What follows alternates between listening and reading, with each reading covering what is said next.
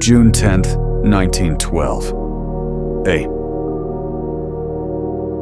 June 10th, 1912.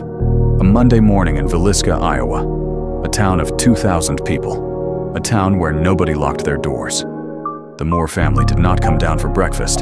Their neighbors knocked. No one answered. When they opened the front door, they found 8 people dead. 6 of them were children. The killer had covered every mirror in the house. He had washed his hands. He had eaten their food. He had locked the door behind him when he left. This case has never been solved. Tonight we open the file on the most chilling mass murder in American heartland history. The Villisca Axe Murders. Villisca, Iowa. The name comes from a Native American word. It means evil spirit.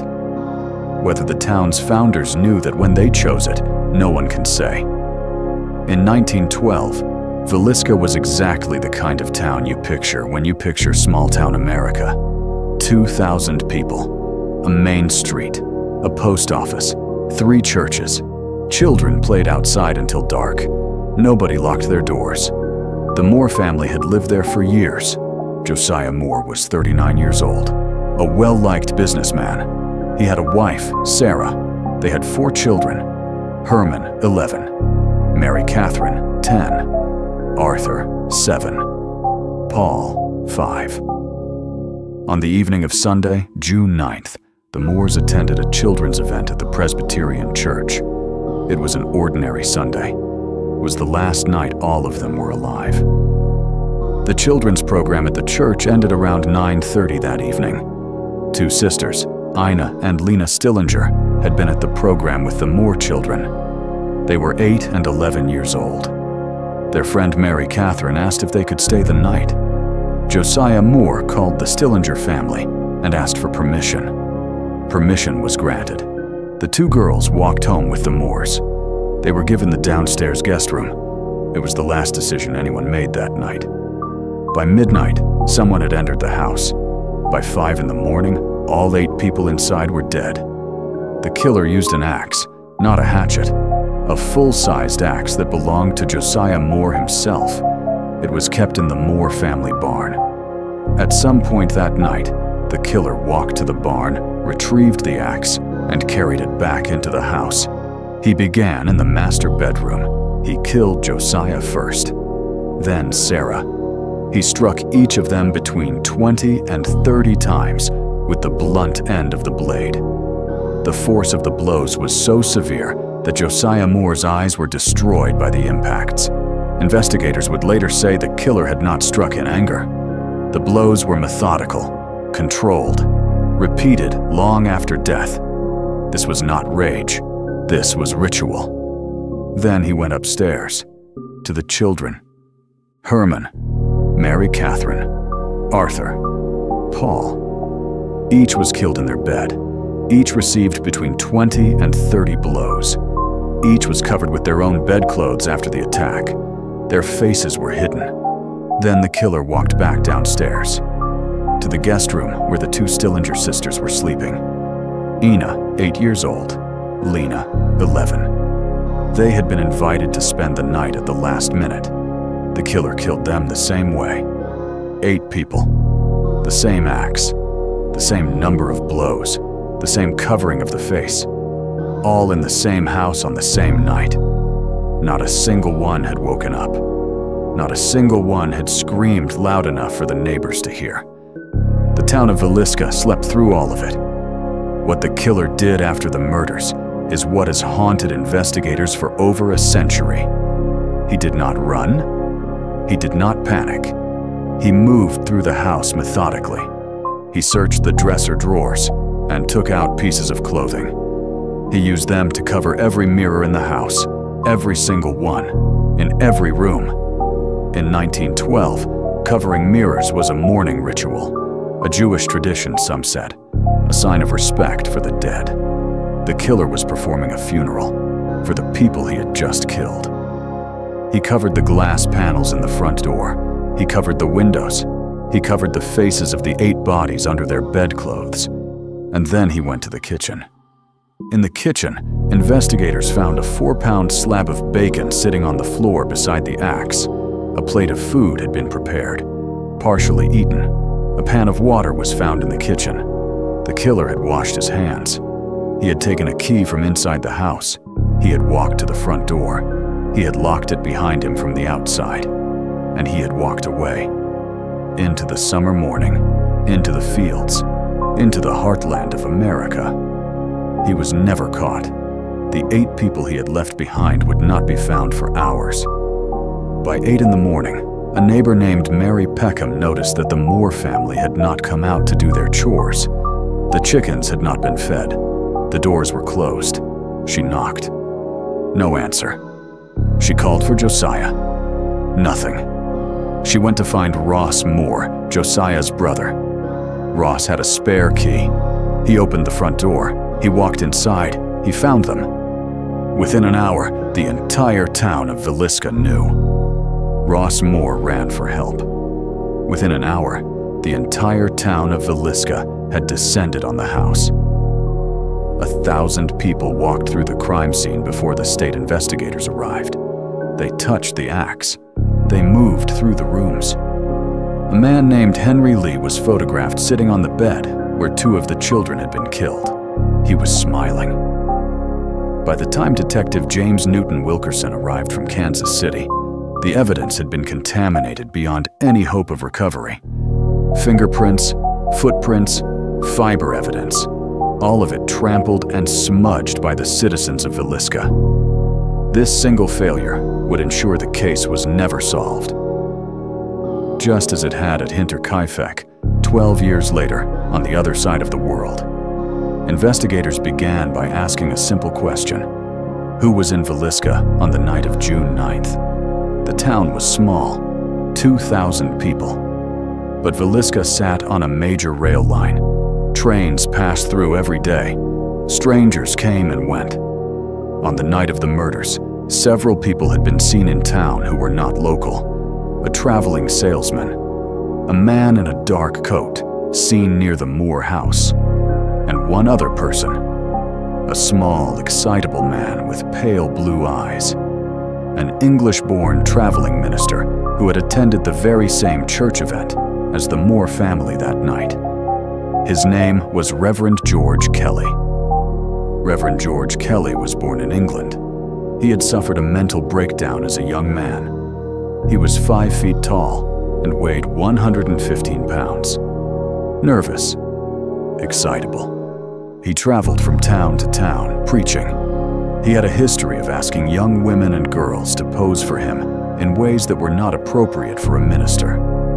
On the morning of June 10th, at 5:19 in the morning, before the bodies had been found, before anyone knew anything had happened, Reverend Kelly boarded a westbound train in Villisca.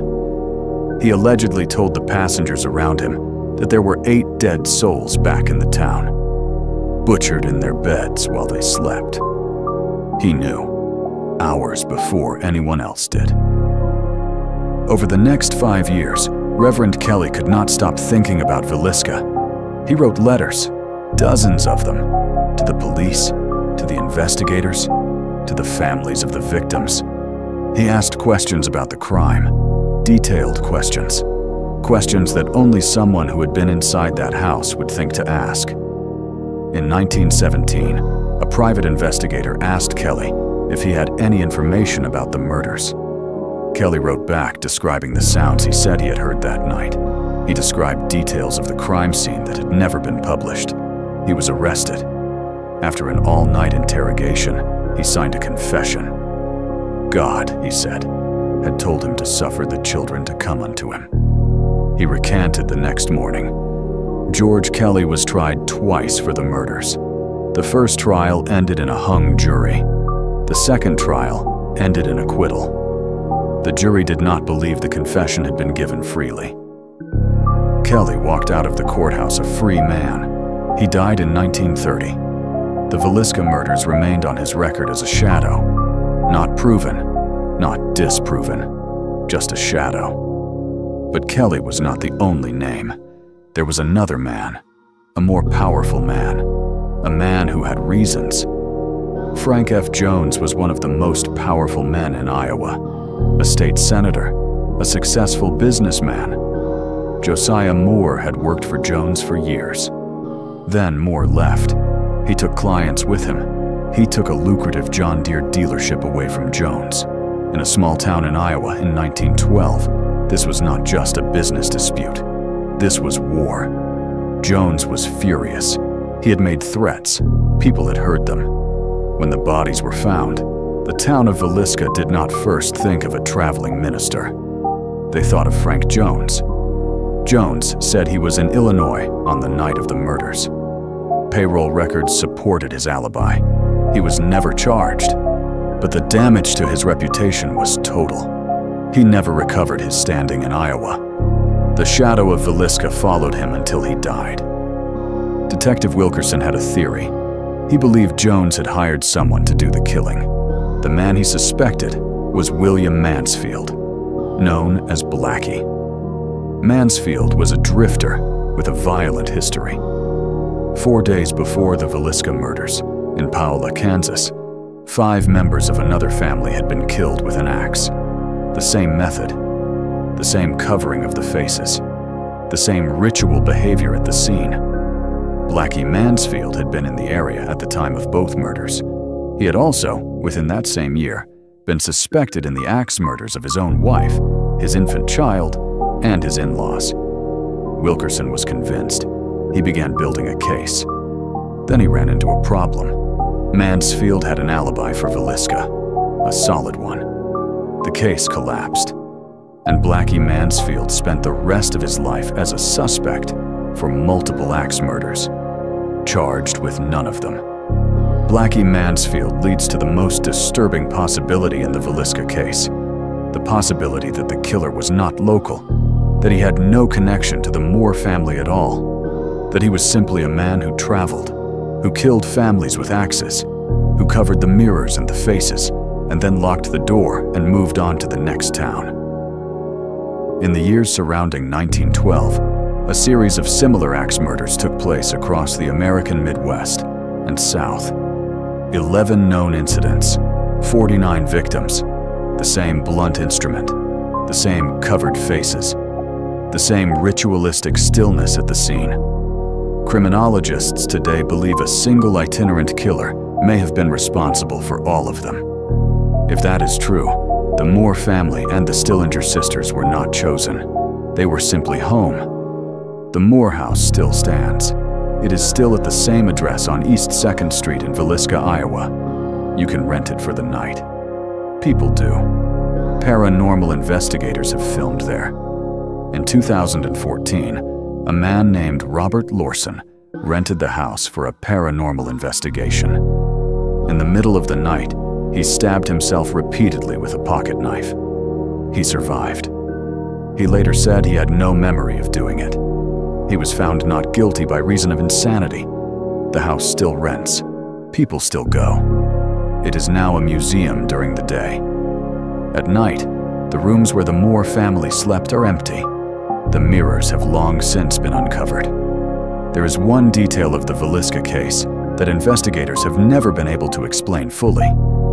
The 2 Stillinger sisters were not supposed to be in that house. They were invited at the last minute. Josiah Moore called their family on the phone at 6 in the evening on June 9th. Permission was granted. The girls walked home with the Moores. If the killer had been watching the house, planning his attack, he would not have known they were there. If the killer had followed the family home from the church, he might have seen them. If the killer was already inside the house when the family returned, he might have seen them arrive. The question of who brought those 2 little girls into the Moore house that night, and whether the killer knew about them at all, has never been answered. The Villisca murders haunt us because of what they say about ordinary life. The Moore family had done everything right that Sunday. They had gone to church, they had come home, they had put the children to bed. Josiah Moore had done a kind thing, letting 2 little girls stay the night so they would not have to walk home alone in the dark. And in the middle of the night, someone walked into their house and killed all of them. The same axe, the same blows, The covered faces, the washed hands, the locked door. The killer understood something about ritual, about order, about the performance of care. He cared about the dead more, perhaps, than he had cared about the living. That is not rage. That is something else entirely. And that something else has no name that fits comfortably in a courtroom. We say their names: Josiah Moore, Sarah Moore, Herman Moore, 11 years old, Mary Catherine Moore, 10 years old, Arthur Moore, 7 years old, Paul Moore, 5 years old, Ina Stillinger, 8 years old, Lena Stillinger, 11 years old. She had been invited. It was supposed to be a sleepover, a treat at the end of a Sunday. They were ordinary people in an ordinary town who went to church on a summer evening and never came home again. The killer, whoever he was, spent the rest of his life somewhere in America. He ate breakfast every morning. He walked on the same streets as other people. He may have had a family of his own. And somewhere, in whatever remained of his conscience, he carried 8 names. He carried them until the end. We will not let him carry them alone. If you have a theory about who walked into that house in Villisca, write it in the comments. If you want to keep going, the next case is darker than this one. Subscribe to The Cold Lamp. We will see you there.